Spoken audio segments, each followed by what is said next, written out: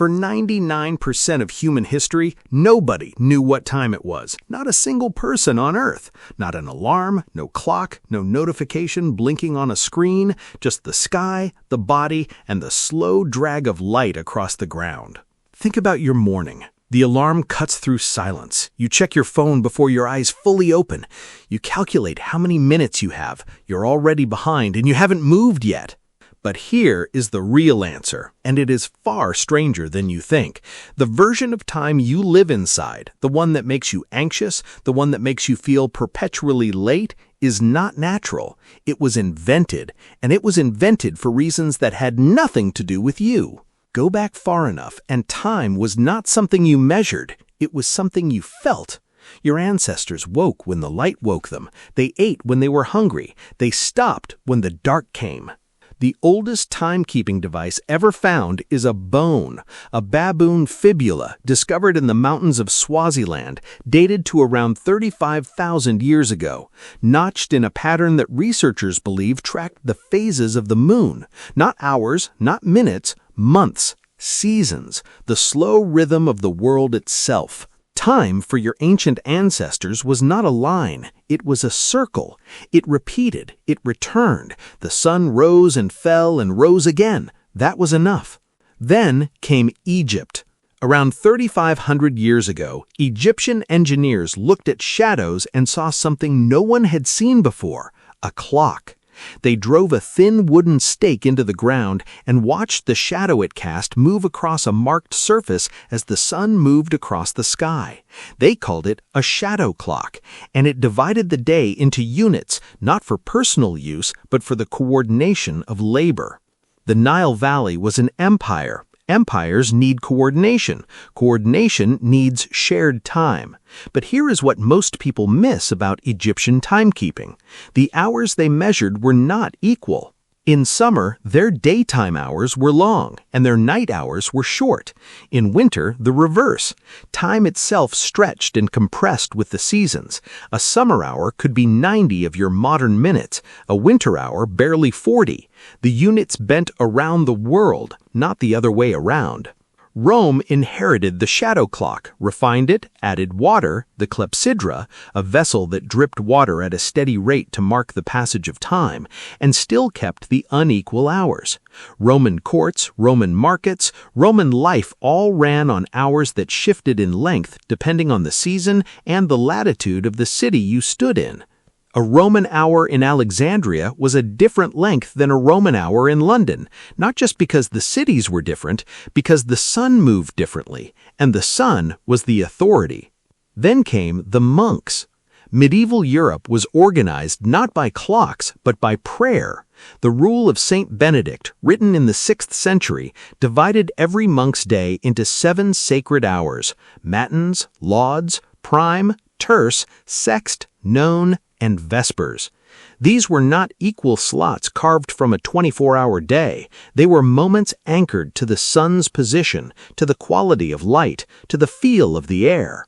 None, from which the English word noon is derived, was originally the 9th hour of the day, roughly 3 in the afternoon. But monks, hungry before their prayer ended, began shortening the gap. None drifted earlier. By the medieval period, it had slid all the way to midday. Your noon is a bureaucratic accident caused by hungry monks. The monastic bell did not ring at a fixed mechanical moment. It rang when the bell ringer judged the light, felt the air, looked at the sky, and decided the hour had arrived. Time was lived. It was interpreted. It was human. And then something changed everything. The Industrial Revolution.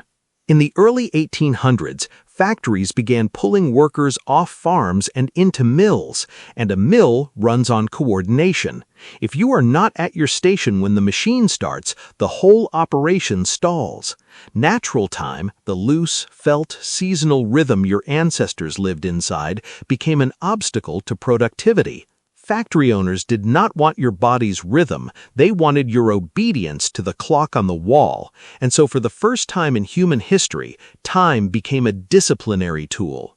The historian E.P. Thompson documented this shift in extraordinary detail in his 1967 essay, Time, Work Discipline, and Industrial Capitalism. He showed how factory workers in 19th century Britain had to be actively trained, coerced, fined, sometimes punished, to align their bodies with mechanical time. It was not natural. It was a learned behavior, enforced by power. In 1847, Britain standardized the railways to Greenwich Mean Time. Before that, every town kept its own local solar time. Bristol was 10 minutes behind London. Cardiff was 15. It did not matter until trains needed to run on schedules. Then it mattered enormously. Then local time became chaos, and local time was abolished. Town by town, region by region, the personal relationship with the sun was replaced by a number on a standardized dial. The world was synchronized, not to nature, but to industry. And you inherited every single piece of that system. Your alarm clock is a factory bell. Your lunch break is a relic of factory scheduling. Your 5-day week, your 9 to 5, your feeling of anxiety when you're running 2 minutes late, all of it traces back not to human nature, but to the specific requirements of 19th century industrial capitalism. Think about what that means. The internal pressure you feel when a meeting starts without you, the low-grade dread of a deadline, the reflexive glance at your phone to check how much time you have left. None of that is ancient. None of that is hardwired. It's a habit you were handed, and you mistook it for instinct. The neuroscientist David Eagleman has studied how the human brain actually experiences time, and what he found is striking. The brain doesn't have one unified clock. It runs multiple timing systems simultaneously, one for music, one for movement, one for duration, one for memory. These systems can fall in and out of sync with each other. Time genuinely feels longer when you're scared, genuinely shorter when you're engaged. Your body doesn't experience a minute as 60 equal seconds. It experiences a minute as whatever is happening inside it. Your ancestors knew this intuitively. A good day felt abundant. A hard season felt endless. They did not fight that feeling with a calendar. They moved through it. Modern research is beginning to confirm what medieval monks and Egyptian farmers and baboon bone astronomers understood without any beta at all. The body has its own rhythm. Circadian biology, the internal 24-hour cycle that regulates sleep, hunger, hormones, mood, and cognition, operates entirely independent of any clock on your wall. It responds to light, to temperature, to social cues, to the actual turning of the earth. When you override that rhythm, when you stare at a screen until midnight, set an alarm for 6, chase productivity through sheer willpower, you're not beating time. You're losing a war your biology did not sign up to fight.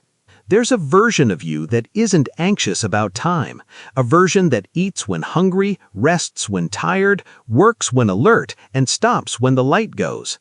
That version is not primitive, it's not inefficient, it's what your nervous system was actually built for. The shadow clock did not tell the Egyptian farmer he was behind, it told him where the sun was. That's a completely different relationship with time. And now it's morning again. The alarm has already gone off, you've already checked your phone, you're already calculating. But just for a second, before the day locks into its schedule, ask yourself something honest. Is measuring every minute actually making you more alive, or is it just making you more managed? Because for 99% of human history, nobody knew what time it was, and somehow the sun still rose. And somehow they still built the pyramids. Leave a comment below with one thing you would do differently if you didn't own a clock. The answers might surprise you.